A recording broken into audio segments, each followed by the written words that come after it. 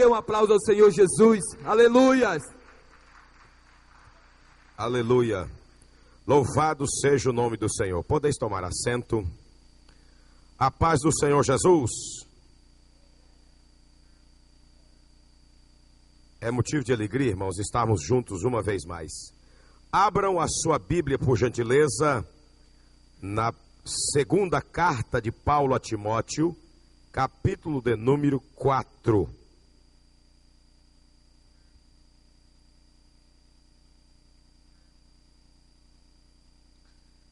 Segunda carta de Paulo a Timóteo,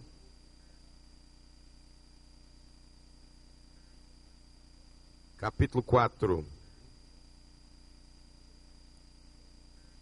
Diz assim: Conjuro-te perante Deus e Cristo Jesus, que há de julgar vivos e mortos, pela sua manifestação e pelo seu reino. Prega a palavra, insta, quer seja oportuno, quer não. Corrige, repreende, exorta com toda a longanimidade e doutrina. Pois haverá tempos em que não suportarão a sã doutrina, pelo contrário, cercar-se-ão de mestres, segundo as suas próprias cobiças, como que sentindo coceira nos ouvidos, e se recusarão a dar ouvido à verdade, entregando a fábulas. Tu, porém, sê sóbrio em todas as coisas, suporta as aflições e faz o trabalho de um evangelista e cumpre cabalmente o teu ministério. Essa é uma palavra em que o apóstolo Paulo, entendendo o seu tempo e recebendo de Deus a revelação dos tempos vindouros, concernente à obra do reino na terra, ele começa a dizer a Timóteo que era necessário ele ter motivação. Motivação. Todos os dias, para pregar a palavra, para comunicar as boas novas. Prega a palavra, insta, insista, insista, e insista de novo, e pregue de novo, e pregue um pouco mais, e pregue ainda mais. Ele diz: quer seja oportuno e quer seja não. Quando é oportuno a pregação da palavra? Nos cultos formais. Isso é oportuno. Quando é que não é considerado oportuno?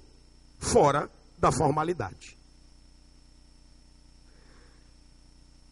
Quando ele diz isso para Timóteo e fecha a carta e vai finalizando a carta a Timóteo, no versículo 5 do capítulo 4, ele diz: Tu, porém, sê sóbrio, equilibrado em todas as coisas. Não há como perceber as coisas que são de Deus e as coisas que parecem ser de Deus e não são, se não houver sobriedade. A sobriedade tem que fazer parte da vida do crente. O apóstolo Paulo, se não me falha a memória, na carta aos Filipenses, ele diz assim: que a tua equidade seja notória entre todos os homens. Em algumas outras traduções, que a tua sobriedade. Equidade fala de imparcialidade, ser imparcial. Sobriedade fala de equilíbrio. De qualquer modo, qualquer uma das duas palavras, eu gosto da imparcialidade e do equilíbrio. Porque não há como ser imparcial sem ter equilíbrio. Aleluia. Ele diz: ser sóbrio em todas as coisas. Paulo diz aos Filipenses, se eu não me falei a memória, diz assim: seja a vossa equidade ou sobriedade notória entre todos os homens. As pessoas têm que perceber que nós somos crentes que temos fundamento. Que temos fundamento. Nós podemos ser ousados até aos olhos de muito com exagero. Contudo, tudo tem que ser fundamentado na palavra. Eu louvo a Deus porque por onde eu tenho passado, alguns me chamam de malucos, outros me chamam de doido, mas ninguém pode apontar o dedo no meu nariz e dizer que eu estou pregando o que não é a palavra. Porque toda loucura que faço eu as faço segundo a palavra de Deus. Eu não abro mão da ortodoxia da palavra de Deus. Paulo diz que não pode pôr outro fundamento, além do que está posto, a palavra. Quando ele diz isso para Timóteo, pregar tempo fora de tempo, manter-se equilibrado, e suportar as aflições, fazer o trabalho. Ele já vinha nos capítulos anteriores, desafiando a Timóteo a trabalhar. Por que eu estou sendo meio maçante nesses últimos dias? Com relação a comunicar as boas novas do Evangelho. Todos nós temos e pesa sobre nós a responsabilidade de anunciar as boas novas. Daí a razão porque eu tenho que tomar posse desta responsabilidade e não me acomodar nunca. Nunca acomodar. A Bíblia diz, na mesma carta de Paulo a Timóteo, capítulo 2, ele começa chamando Timóteo de filho. Tu, meu filho, fortifica-te na graça que está em Cristo Jesus. Para quê? Porque há um grande trabalho que te espera.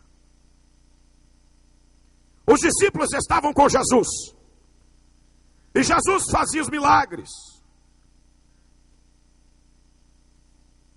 E os discípulos, ainda enquanto Jesus estava entre eles,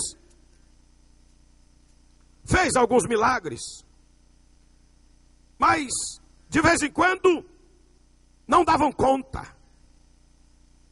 Porque achavam o trabalho pesado. Era difícil. Mas Jesus os prepara. Eles são batizados com o Espírito Santo. E Jesus dá um recado.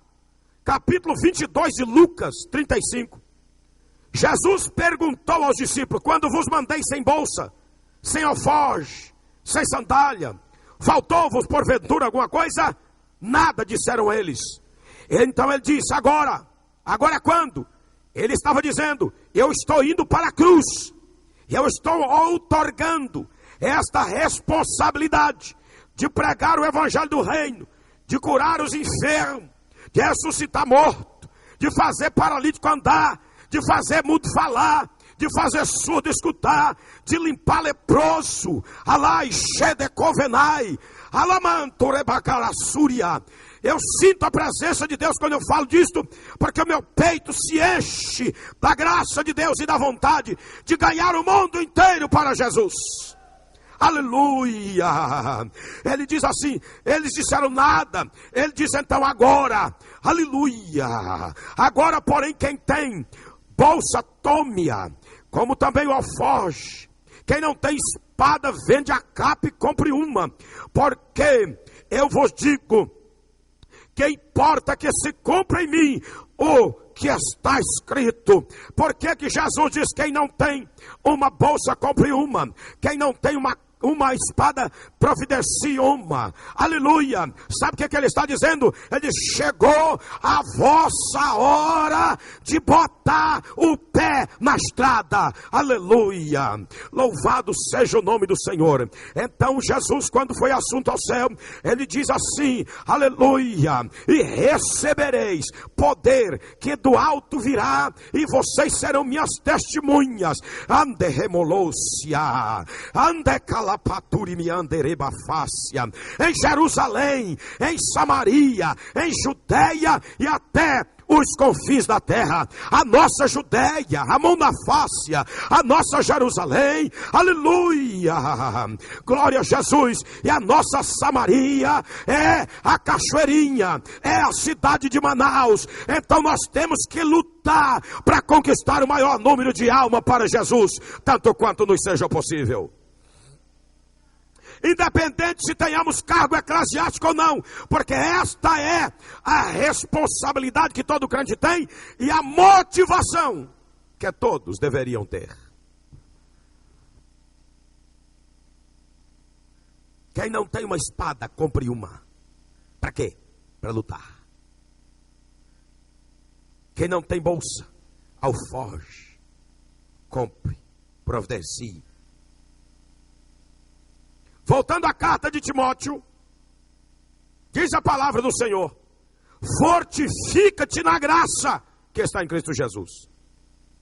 E o que de minha parte ouviste através de muitas testemunhas, isto transmite a homens fiéis, e também idôneos para instruir outros. Para mim, me compete a dizer aos queridos e amados irmãos em Cristo Jesus que me ouvem: são homens, vocês, para mim, para Deus, são homens e mulheres, remanescentes de Deus neste ministério. Para quê? Para instruir a outros, para motivar a outros. Desde o princípio eu tenho vos dito que sois a centelha, a brasa de Deus nesta igreja, para encandecer a vida de outros, para queimar a vida de outros, para tirar o sossego da vida de outros. Vamos, meu irmão, vamos. É tempo de marchar. O mar vermelho está na frente, as adversidades estão aí. O Senhor diz para nós: marche, marche. Ninguém consegue vencer sem marchar. Ninguém consegue conquistar sem marchar. Soldado parado na caserna não consegue conquistar nada. Então por isso que Paulo começa dizendo que o Filho de Deus tem que ser soldado. Por que que ele usa em primeiro plano a linguagem de soldado? Por que que ele não começa falando de evangelista? Por uma simples razão: porque soldado sempre está pronto para a batalha.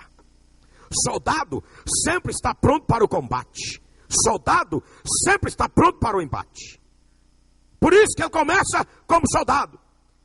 Parafraseando o texto, sem fugir do contexto, Paulo está dizendo: ei, seja evangelista como um soldado. E ele mostra as qualidades de um soldado. Ele era um soldado. Participa dos meus sofrimentos como bom soldado de Cristo. Nem o soldado em serviço se envolve com o negócio dessa vida, porque o seu objetivo é satisfazer aquele que o regimentou. Você sabe o que ele está dizendo? Diz: nenhum soldado deixa de cumprir bem a sua tarefa. Nenhum soldado deixa de exercer bem a sua tarefa. Nenhum soldado deixa de ir para o campo de batalha. Nenhum soldado deixa de se preparar para estar pronto para ir ao campo de batalha. Ele não abre mão de fazer aquilo pelo qual foi arregimentado. Ele começa dizendo que um evangelista tem que ser como soldado. Todo servo de Deus é evangelista. Todos. Todos nós temos este ministério de ser missionários. O que é ser evangelista? Que evangeliza. Uns numa dimensão maior. Deus levantou-os para 5, outros para 10, outros para 50, outros para 100, outros para 1000 e outros para milhares. Não importa a dimensão que estejamos. Não importa. Nós todos temos o mesmo valor para Deus. Contudo, eu não posso abrir mão de ser um evangelista nato. Como um soldado em batalha. Disposto. Sempre disposto.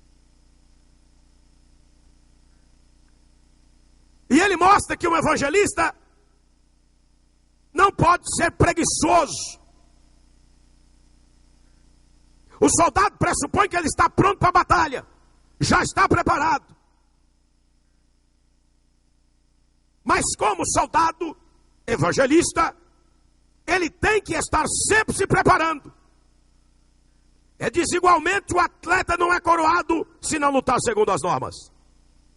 O atleta, para ele ser bom, ele tem que treinar todo dia. Faça chuva ou sol. Eu assisti pela Rede Record às Olimpíadas de Inverno.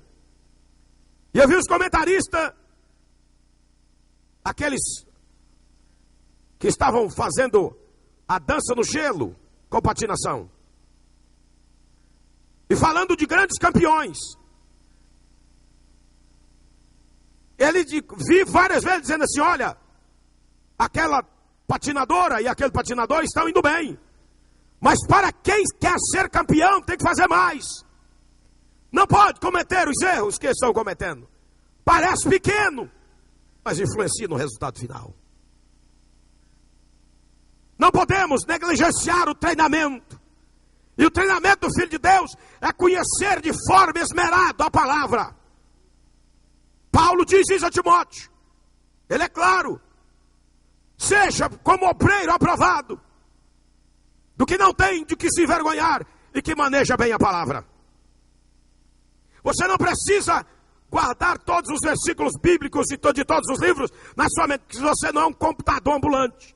Contudo, é necessário nós conhecermos os fundamentos elementares da palavra, para quando precisarmos usar as armas de defesa da palavra, tenhamos condições de usar. Para quando nós precisarmos usar as armas de ataque, tenhamos como usar. E quando tivermos que usar as armas de conquista, nós também saibamos como usar.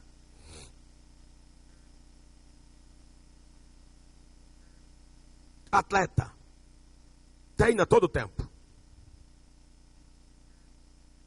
Um grande coral, para ser notadamente reconhecido, precisa treinar sistematicamente todo o tempo.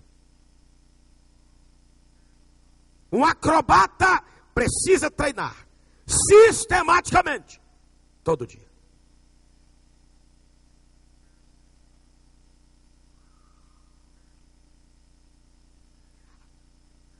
A religião mais ortodoxa debaixo desse sol, eles têm um treinamento todo santo dia. Oram 3 vezes por dia. Treinamento. Não abrem mão disso. Por isso que são tão obstinados. Os cristãos nominais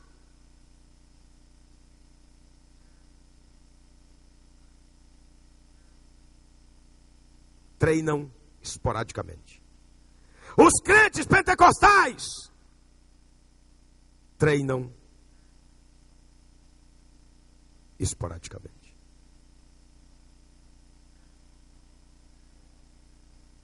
Eu fico imaginando, irmãos, se nós tivéssemos nesta nação brasileira 120 homens com a ousadia de Pedro, de Paulo, de Filipe. A nação brasileira era outra. Pastor, mas nós temos. Mas muitos deles perderam a motivação correta.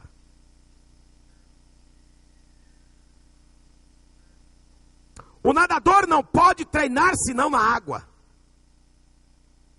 Lutador de boxe não tem jeito de treinar se não for em cima do ringue.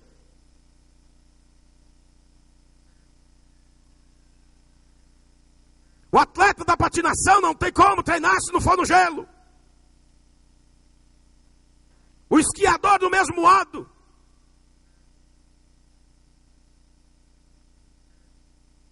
Crente lavado, remindo o sangue do cordeiro pentecostal por cima, tem que treinar sistematicamente na palavra.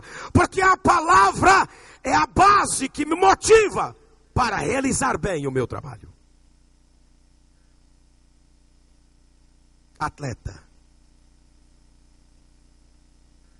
O corredor, maratonista, tem que treinar todo dia. Sabe por que nós não temos habilidade para evangelizar, irmãos? Porque a gente evangeliza de vez em quando. Perdemos habilidade. Ah, pastor, mas quem aprende a andar de bicicleta nunca esquece. Mas fica 10 anos como eu sem andar de bicicleta para ver se você não sabe as quedas, as primeiras voltas.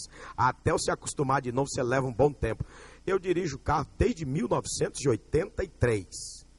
Passei um tempo sem dirigir carro. Quando fui pegar carro em São Paulo, fiquei com medo. Morrendo de medo das 2 primeiras horas. Fiquei morrendo de medo. Então não vem com essa. Não, de vez em quando. Não. Temos que ter esse compromisso. Agir como atleta. Todo evangelista pronto para a batalha. Todo evangelista tem que ser como atleta. Treinamento sistemático. Todo dia. Todo dia. Mas o soldado, o evangelista, ele não pode apenas lutar. E ele não pode apenas só treinar. ele tem que semear como lavrador. Como é a semeadura? O lavrador faz o que? Semeia a semente na terra. Qual é o nosso campo?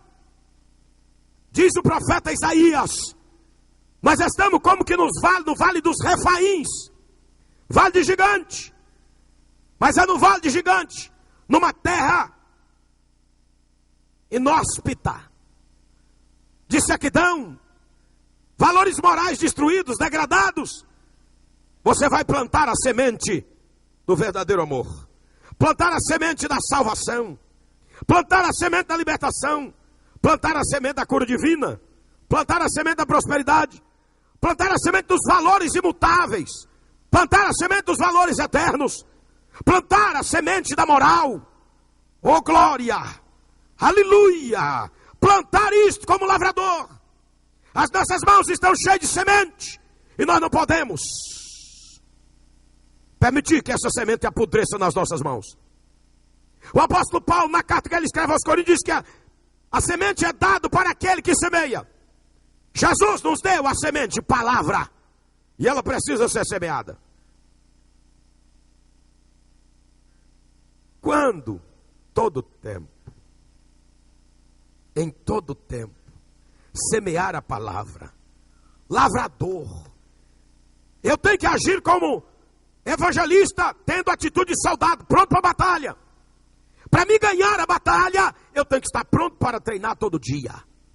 E não me adianta treinar se eu não utilizar bem isto. E o evangelista, ele tem que estar pronto para os embates espirituais, para os combates espirituais. Minha esposa ontem amanheceu muito mal. Aliás, depois que terminou o culto no domingo, eu e o pastor Antônio, nós fizemos a primeira marcha em volta da quadra aqui, profetizando salvação. Chegou da igreja, jantou, sentou para relaxar um pouquinho, começou a passar mal. Passou a noite inteira mal, acordou mal. Liguei para ela ontem, estava muito mal. Eu levantei um clamor por ela. E eu estava agindo com a minha esposa como soldado em batalha. Mas eu semeei a semente. Que semente? De ânimo.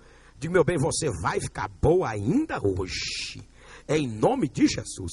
Ela diz assim: eu não sei o que aconteceu, meu bem. Eu estava tão boa de que se afronta do diabo. Mas eu estou entrando na guerra junto contigo. Tenha bom ânimo, porque esta noite tu vai dormir em paz. Aleluia. Só para você ter uma ideia, quando eu falei com ela ontem à tarde pelo Skype, então dá para a gente ver ao vivo, pela webcam, ela estava completamente abatida. Conversei por mais de 1 hora com ela agora de tarde, e hoje de manhã Deus me mostrou uma visão, ela levantando a cama animada. Digo, glória a Jesus. Não liguei cedo para ela, para não acordá-la, digo, deixa ela descansar. Quando terminei o culto aqui, cheguei lá no hotel, liguei para ela. Como é que você está, meu bem? Não, aqui mesmo, liguei aqui do pátio da igreja. Ela disse, já estou bem. Quando foi de tarde, liguei para ela no Skype, conversei com ela, meus filhos, mais de 1 hora. Ela estava feliz, alegre, brincando. Digo, essa é a minha caboquinha. Essa é a mulher que